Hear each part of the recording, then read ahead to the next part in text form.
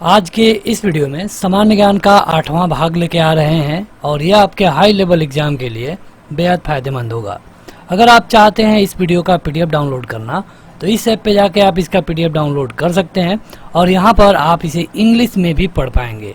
यानी कि जो इंग्लिश मीडियम वाले स्टूडेंट है वो भी ऐप पे जाकर के इसे इंग्लिश में पढ़ सकते हैं सेम टू सेम। ऐप का लिंक आपको वीडियो के डिस्क्रिप्शन में और पहले कमेंट बॉक्स में मिल जाएगा। इस वीडियो को लाइक करने के साथ चैनल को जरूर सब्सक्राइब करें, उसके बाद बेल आइकन दबाएं, उसमें ऑल सेलेक्ट करें इसी तरह की बेहतरीन वीडियो सबसे पहले पाने के लिए। शुरू करते हैं। देखिए, इससे पहले जो भी वीडियो अपलोड थी आपने देखा उसमें हिस्ट्री था, लेकिन यहाँ से हम पॉलिटी शुरू कर रहे हैं।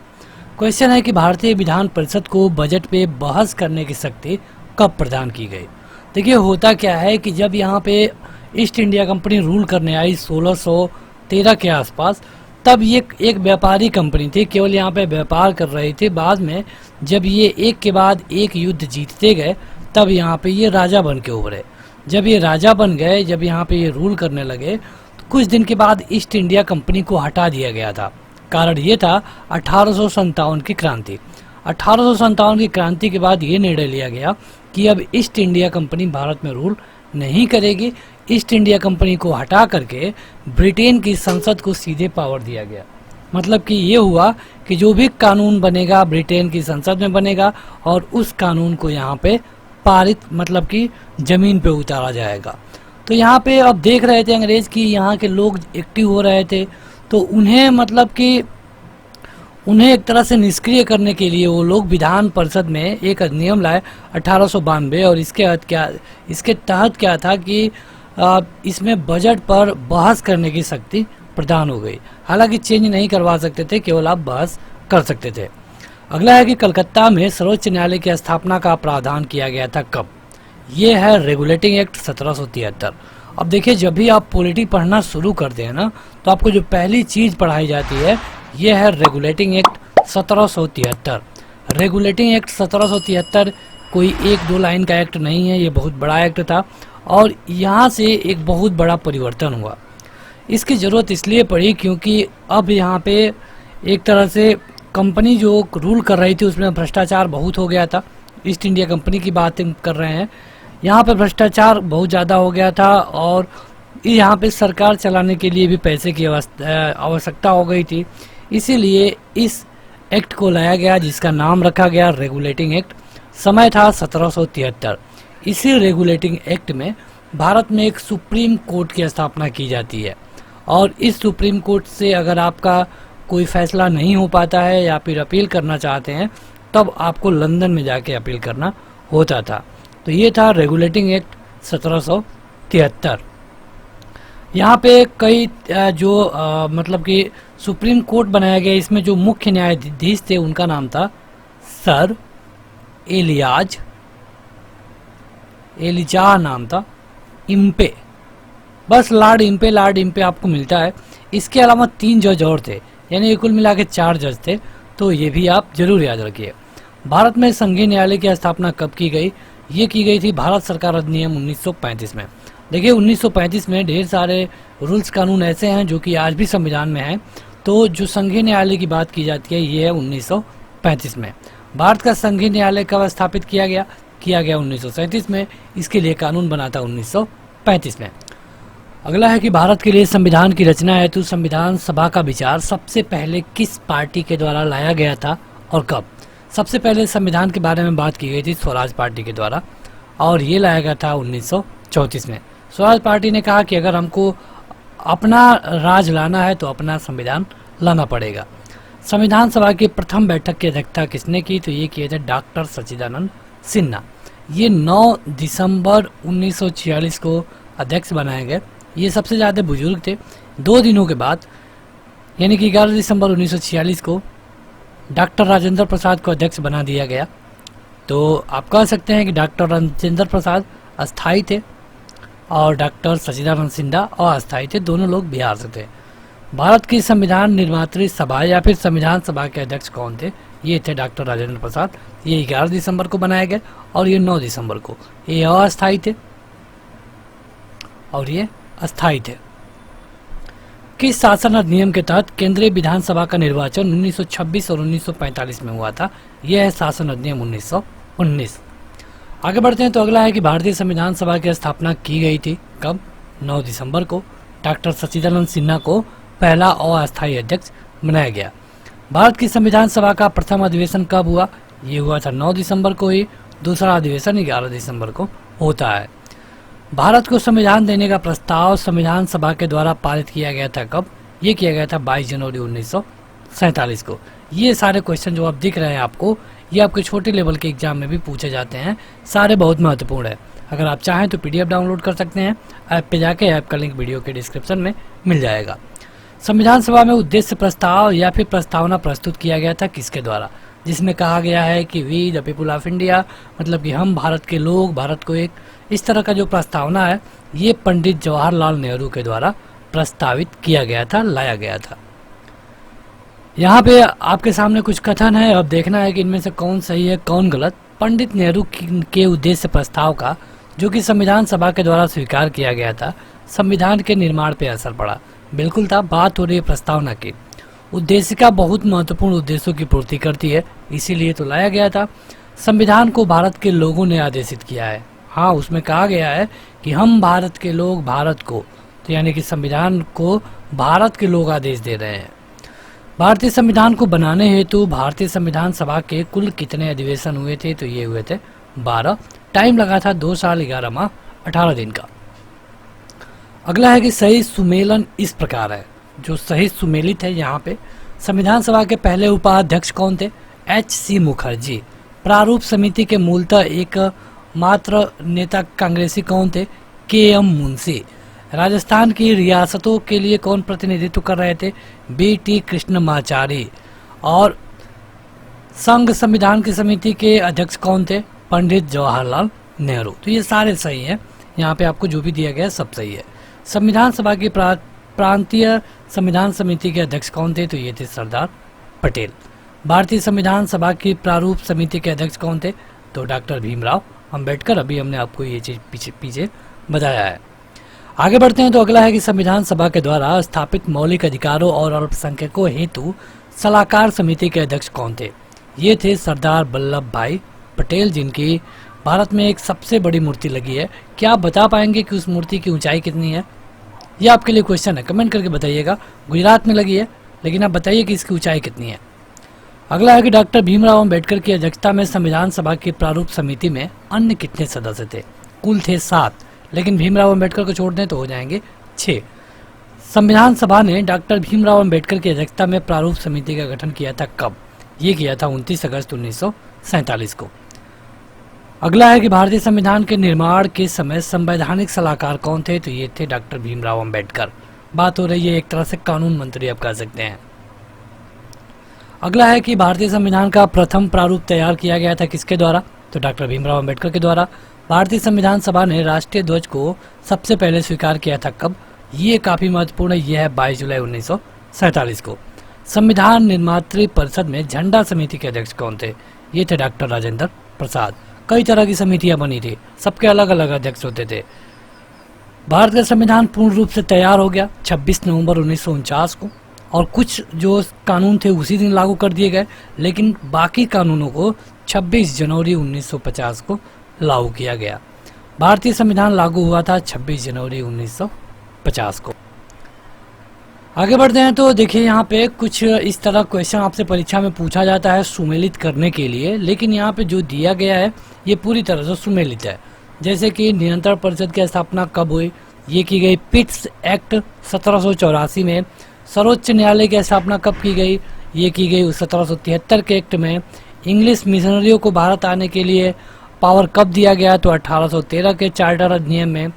गवर्नर जनरल की परिषद कब बनाई गई? तो ये बनाई गई चार्टर अधिनियम 1833 में। तो ये सारे यहाँ पे जो दिख रहा है ये ऑलरेडी सुमेलित है। परीक्षा में इसी को आपसे सुमेलित करने के लिए पूछा जाता है। अगला है कि भारत में अंग्रेजी शिक्षा की नींव निम्नलिखित एक्ट के द्वारा पड़ी थी। अब देखिए यहाँ पे जो अंग्रेजी शिक्षा पढ़ी, अंग्रेजी मिशनरी आए थे, ये आए थे 1813 में, और कमेटी ऑफ पब्लिक ट्रांसैक्शन बनाया गया था 1823 में। ये सब सही है। आगे बढ़ते हैं। अब ऑनलाइन क्वेश्चन है कि 1919 के भारत शासन अधिनियम की प्रमुख विशेषताएं क्या हैं। यहाँ पे प्रांतों की कार्यकारिणी सरकार में दैत शासन की व्यवस्था की गई थी।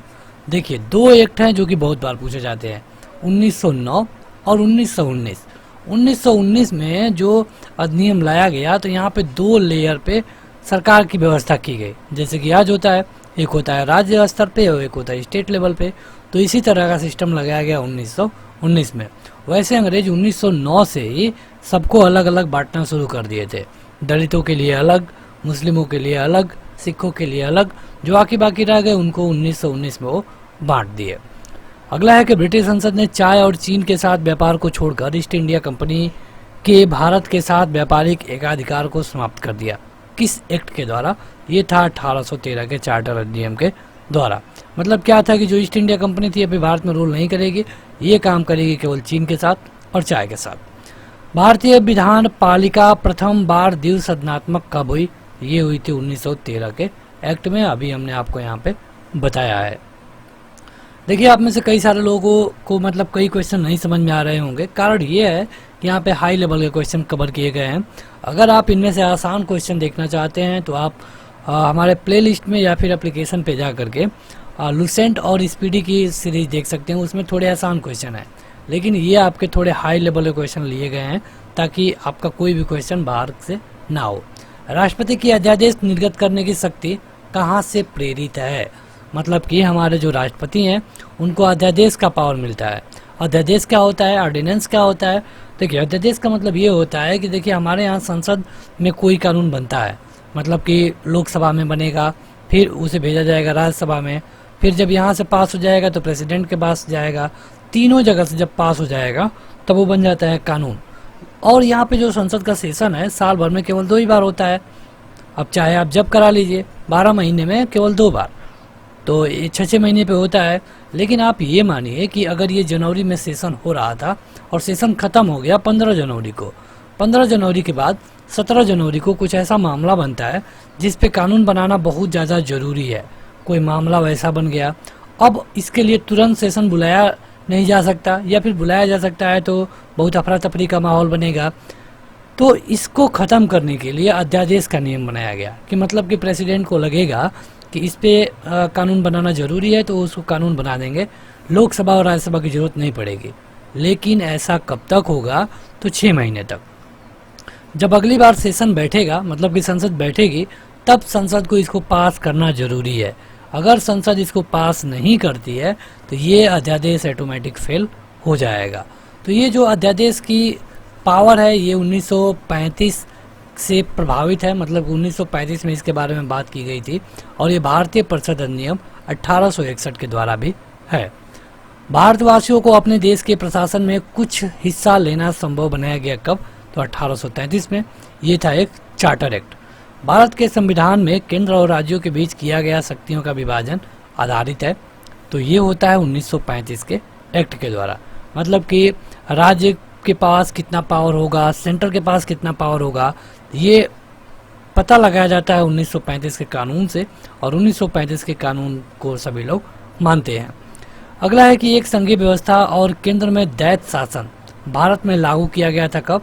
तो 1935 के अधिनियम के द्वारा। अब देखिए, आपको लग रहा होगा कि हमारा संविधान तो 1950 में बना, 1935 क्या है? 1935 में कुछ कानून बनाए गए थे। जब हमारा संविधान फिर 1950 में बन रहा था तो 1935 के कुछ कानूनों को हूबहू ले लिया गया। अब जब उनको ले लिया गया तो आज भी हम उनको 1935 वाला कानून कह रहे हैं। अगला है कि 1946 में निर्मित अंतरिम सरकार में कार्यपालिका परिषद के उपसभापति कौन थे? उपसभापति ये थे पंडित जवाहरलाल नेहरू। यहाँ पे देखिए कथन है और कारण वाला क्वेश्चन पूछा जाता है। बेबल योजना के अनुसार कार्यकारी परिषद में हिंदू और मुस्लिम सदस्यों की संख्या समान होते थे। बेबल का विचार था कि ऐसी व्यवस्था में भारत का बंटवारा बच जाता। यहाँ पे अब आपको देखना है कि इसमें से कौन सही है। तो देखिए, इस यहाँ पे देखा जाए तो जो बेबल की योजना आई थी ये बिल्कुल सही है कि उसमें हिंदू बराबर मुस्लिम थे, लेकिन जो बेबल ने कारण दिया था ये गलत था, क्योंकि बेबल को पता था कि इंडिया की हम बात करें, भारत की बात करें, उस समय की भारत की, तो वहाँ पर 80% हिंदू थे। 20% मुस्लिम थे। तो जाहिर सी बात है कि जिनकी संख्या कम होगी उनके नेता कम बनेंगे, उनको कम जो संसद की सीटें हैं उन पे प्रतिनिधित्व मिलेगा। लेकिन फिर भी बेबल ने भड़काने के लिए मुस्लिमों से कह दिया कि नहीं, तुमको भी उतना ही चाहिए जितने हिंदुओं को चाहिए। तो यहाँ पे कथन तो सही है लेकिन कारण गलत है।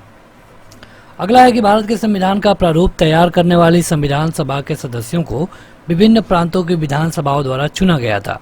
आपको बताना है कि संविधान सभा के सदस्यों का चुनाव कहाँ से हुआ था। ये हुआ था प्रांतीय विधानसभाओं के द्वारा।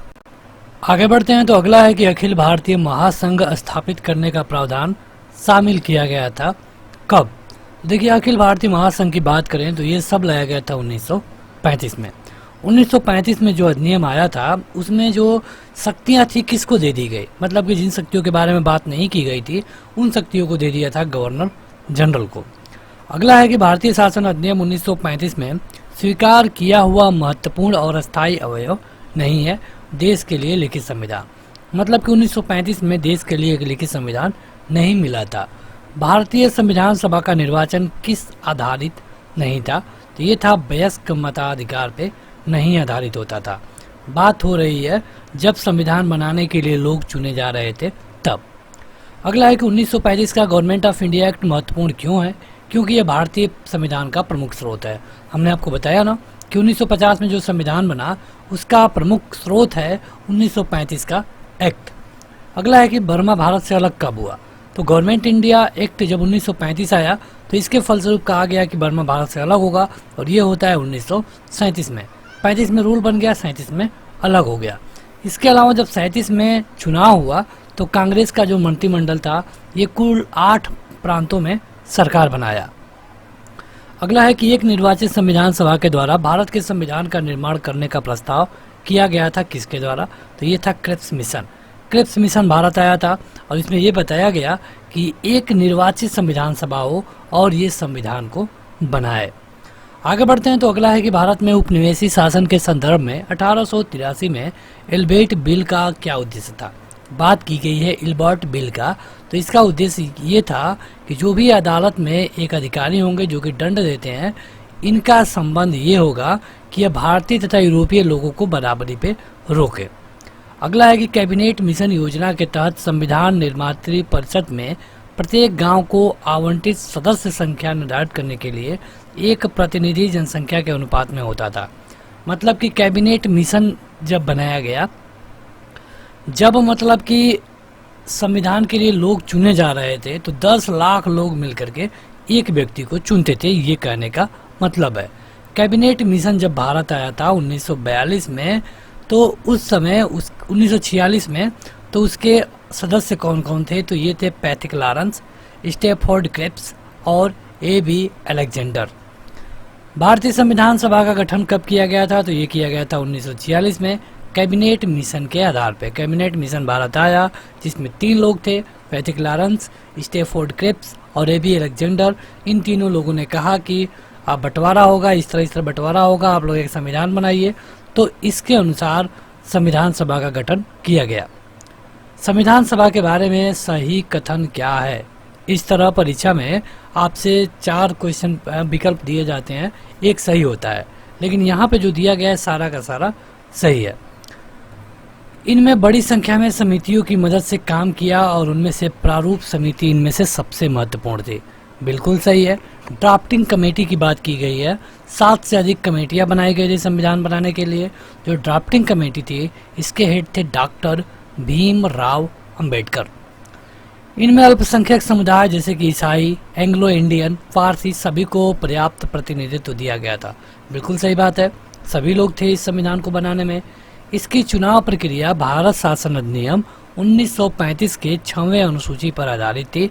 कर, संपत्ति और शैक्षणिक योग्यता के कारण मताधिकार सीमित था, ये भी बिल्कुल सही है। और वह बहुदलीय निकाय था, मतलब कि बहुत से दल के लोग थे, तो ये भी बिल्कुल सही है। भारतीय संविधान सभा के संबंध में सही कथन यहाँ पे दिए गए हैं। यह वयस्क मताधिकार पर आधारित नहीं था, बिल्कुल सही। यह समितियों के माध्यम से काम कर रहा था, मतलब हमने आपको बताया कि यहाँ पे ढेर सारी समितियाँ थी जो कि अलग अलग काम करती थी। जैसे कानून के लिए अलग समिति काम कर रही थी, शिक्षा के क्षेत्र के लिए अलग समिति काम कर रही थी, तो ये था अलग अलग समिति। तो बस आज के इस वीडियो में इतना ही। वीडियो को लाइक करने के साथ इसे अपने दोस्तों में शेयर करिए। आप इस ऐप को डाउनलोड कर पाएंगे, लिंक वीडियो के डिस्क्रिप्शन में और पहले कमेंट बॉक्स में मिल जाएगा। यहाँ जाकर आप इसका PDF पोस्ट हिंदी और इंग्लिश दोनों में पढ़ सकते हैं। आज के इस वीडियो में इतना ही। Thank you.